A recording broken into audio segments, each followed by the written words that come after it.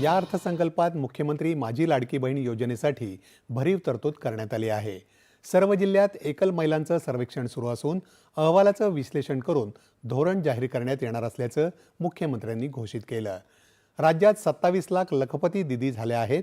2026-27 मध्ये आणखी 25 लाख लखपती दिदी करणार असल्याचं अर्थसंकल्पात नमूद करण्यात आलं आहे। अंगणवाडी सेविकांना आर्थिक नियोजनाबाबत प्रशिक्षण, योजनेतील लाभार्थ्यांना आर्थिक साक्षर करून लाभाचं व्यवस्थापन आणि गुंतवणुकीचं मार्गदर्शन करण्यात येणार आहे। युवा शिक्षण आणि क्रीडा विभागासाठी देखील अर्थसंकल्पात घोषणा करण्यात आल्या आहेत।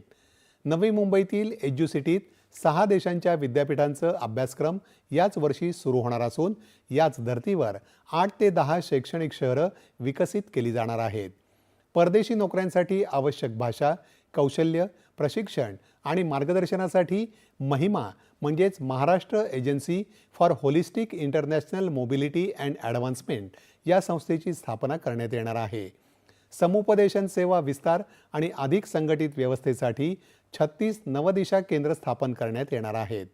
स्टार्टअप आणि युनिकॉर्नमध्ये महाराष्ट्र पहिल्या क्रमांकावर असून पुढील 5 वर्षात 1.25 लाख उद्योजक घडवणार असून 50,000 स्टार्टअप्सना बळ देण्यात येईल असं मुख्यमंत्री देवेंद्र फडणवीस यांनी अर्थसंकल्प मांडताना सांगितलं। विभागीय स्तरावर 25 क्रीडा उत्कृष्टता केंद्र आणि जिल्हा स्तरावर 96 क्रीडा गुणवत्ता केंद्र सुरू करण्यात येणार आहेत। सर्वोच्च न्यायालयाच्या आदेशाप्रमाणे